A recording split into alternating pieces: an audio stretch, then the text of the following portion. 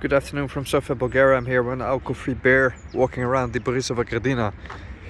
It is February right now, Sunday, what is it, 18th, 19th? Beautiful day, it was wonderful and sunny, so this afternoon I had Krav Maga class, boxing, and it is like 17, 18 degrees outside. It's just fabulous weather. Now it's getting a bit cloudy, but we had a lot of sun throughout the whole day. And just mesmerizing. So winters are getting softer and softer in Bulgaria. In 2014 when I came here we had minus 26 at some point around Christmas, I believe, and I had to walk through like a meter of snow. I wore double pants, so jeans and trainers, trekking suit on top of that, so the pants get so wet that I could take the first layer off and then the second is for the office. That's how awful winter used to be. Snow basically started in October and continued all the way to April. Now that's over pretty much because I've seen it gradually change over the course of the year. So I'm here for 8-9 years or something, and the winters I've only gotten softer and softer, like. And what it looks like now is that you have a spike of winter. And typically the spike is quite harsh, especially within the country outside of Sofia in the mountains. You do have those spikes, those really snowy days that cut villages off the world entirely. That does still happen. And it might still happen in March. March and April, it feels like winter shifts a bit. In either case, interesting to notice these changes. So I'm here at the Lily Pond in Borisova Gradina, the oldest city park of the city. From the 19th century, it was built in 1870 something, I believe, by a French architect actually, who designed this park. And I just love coming here no matter the season. It's always full of people and I'm just out and about like this. Always with my sunglasses, no matter how cloudy it is. I just, my eyes are kind of sensitive to the sun. So what's going on in Sofia? Not too much, honestly. It is quiet and stable as always, although I do not have a lot to discuss. Might as well just share some updates. It's that things have become significantly more expensive here, so depending on what, some things are quite stable, but prices go up. So just for reference, might be interesting for viewers. This alcohol-free beer, it's half a liter.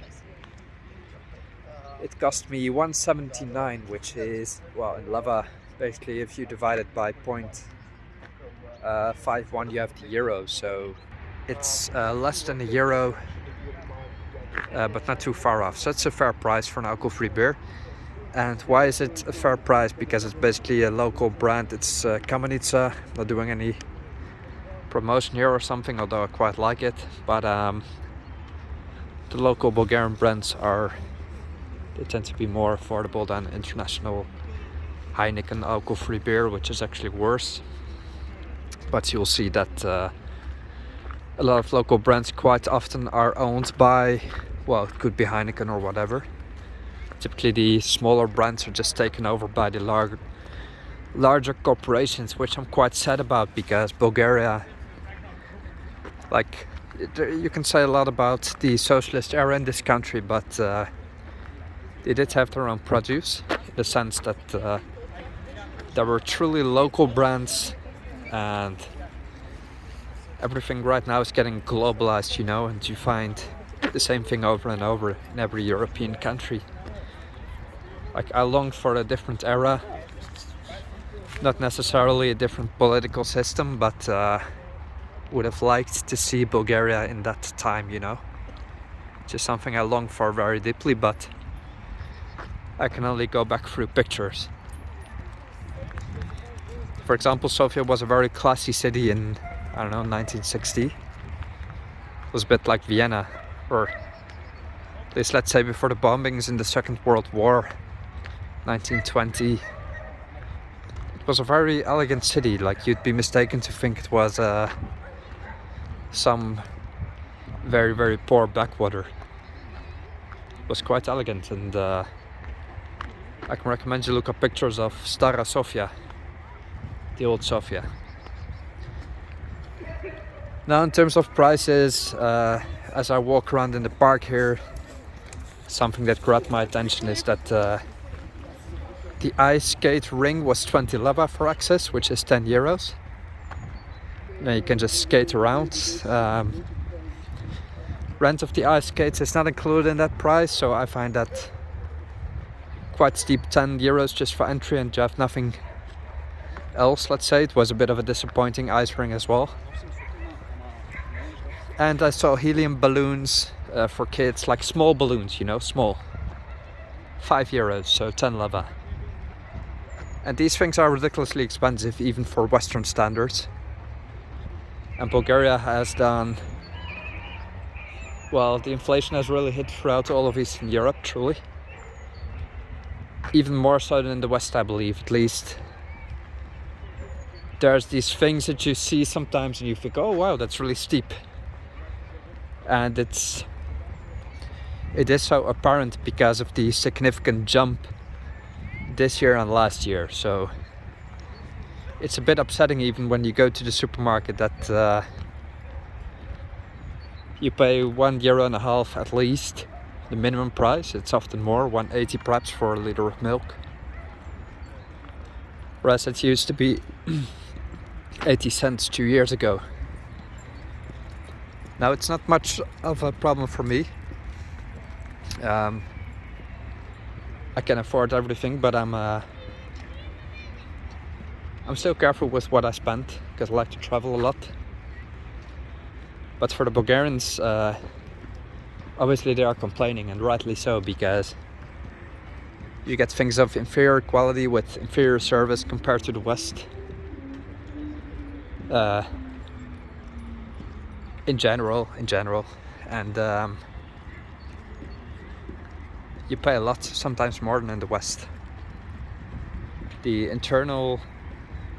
domestic market is not doing that great, so local produce is often like the only good deals that you can find nowadays is just you go to a local farmer's market, and that's the good thing of Bulgaria, so I shouldn't complain too much. Every neighborhood of the city typically has a big market where you can get your actual real tomatoes, your cucumbers, your season depending fruits. Yeah, you find it all on the market, and those are still relatively affordable, and that's also where the local people go. Now I shop typically for convenience. I don't cook that much, but I just go to the normal store, and that's where you get forked over for a lot of money. So if you ever come to Bulgaria, you come to live here, do go to the markets. Every neighborhood has one, and it will just be your money is worth a lot more. Apart from that, you are obviously supporting the local people who sell their produce, so they really need the money and they like you, especially as a foreigner. If you just come over and practice your Bulgarian a bit, you know, it's a fun experience if you go buy your fruits and veggies on the market. I can recommend it. Should do it more often myself, although I'm not really. What I do typically when I'm in Sofia is because eating out has become significantly more expensive as well, and I am a big spender, but I like to spend money when it's worth it, you know. So what you get here is in some restaurants you pay 13 leva for a piece of cheesecake for dessert, let's say 14 leva, which is 7 euros, and at that point I don't enjoy it anymore. I don't want it anymore. It's especially if it's not homemade. Like a homemade piece of cheesecake for 7 euros is steep, but alright, you know, the ones on a Blue Monday, but just to get it straight from the fridge, no, sorry. So what I do nowadays is there's this restaurant around the corner. It's called, what's it called again, Pizza House or something. You'll find a lot of pizza houses in Sofia, but there I just buy takeaway meals, and they're actually very good. So they cook themselves. It's truly homemade food. So they make, I don't know, sometimes fish, meat, just your standard Bulgarian staples. Filled peppers, paprikas, you know.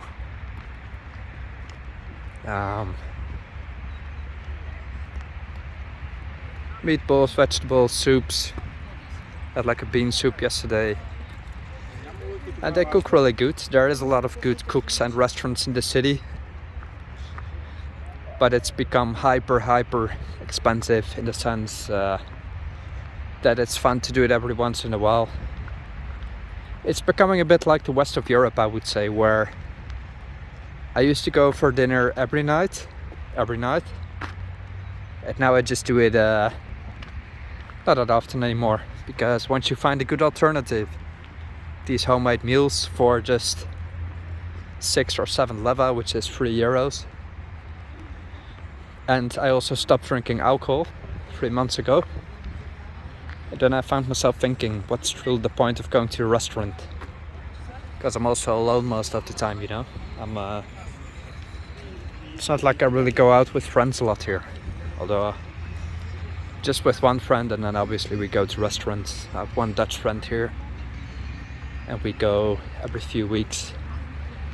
I treat him and he treats me. That's what we do.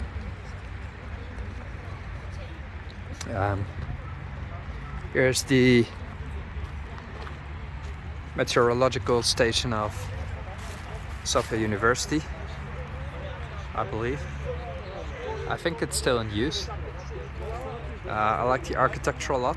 You can see just how sort of developed the sciences were in these times. Like they put significant care in their faculties and their specialisms, providing for the city, allowing students to learn several things.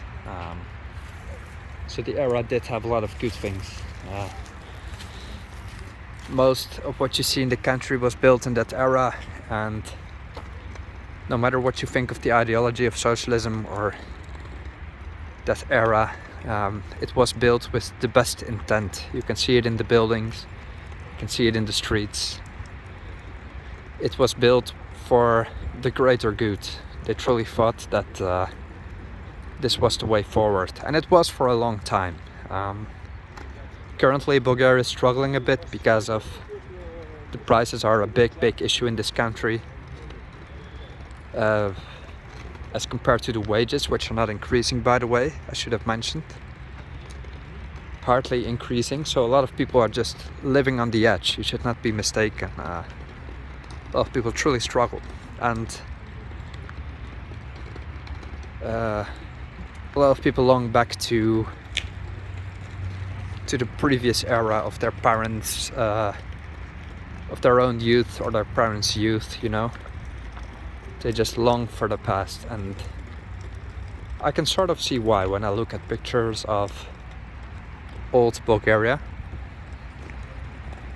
I can see why. Like, I would have loved to see it. And they say there was a job for everyone, it was safe, you could get a house. You could have it all without a worry in the world. Obviously there's a lot of downsides I'm not going to get into, because I haven't lived in the era. I'm not an expert on it, so I can only tell about anecdotal evidence. For example, what was built in that era is this pool on the right. There used to be a huge open air pool. And you can say a lot of negative things about socialism. I'm actually a fairly big critic of it. I wouldn't like to live in a modern socialist state, that's for sure. But what I did do very well, at least in Bulgaria and the whole of Eastern Europe, is take care of parks, infrastructure in general, and especially public spaces such as, well, playgrounds, and nowadays it's all crumbling apart. So you have a fair bit of criticism on capitalism in Bulgaria as well. I think the country is pretty much divided on the topic, and also divided by generations. Because a lot of people, they criticize capitalism, but if we take a look at Singapore, for example, that's capitalism done well. And it's the freest market on earth, I believe. And capitalism in Bulgaria has led to a sort of vacuum where what was left was either left abandoned or sucked up by some individuals. So it's a bit of a sad state of affairs. So this is the public pool, or it used to be. Nowadays it says you cannot go in, of course, and there's dogs roaming around, dangerous dogs. Anyway, I didn't really mean to show you something crumbling apart per se, but I'm just on my walk, and what I do have to say is that Sofia is actually, in a sense, also doing well. We have all of these young people walking around, having kids, leading their lives the way they see fit, you know. There's beautiful people everywhere. With our dogs, see, all in all, life just goes on. Hey. So there's a lot of positive things happening as well, I suppose. Although I don't know of any truly positive things in particular now.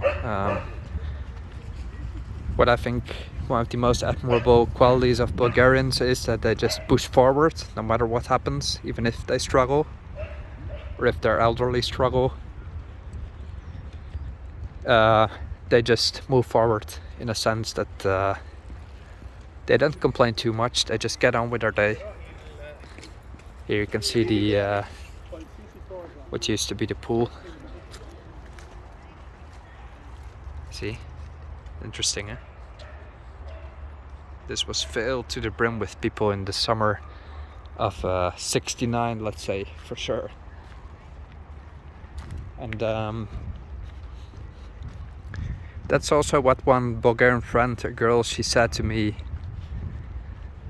many years ago. She said, we're just getting by. And that's really what Bulgarians do, and what they're very good at. They're a bit stoic in the sense that they're not overly dramatic, swinging either one way or the other, left or right, European Union, Russian. No, they're just getting by. They're pushing forward and not too divided on anything. That's what I like.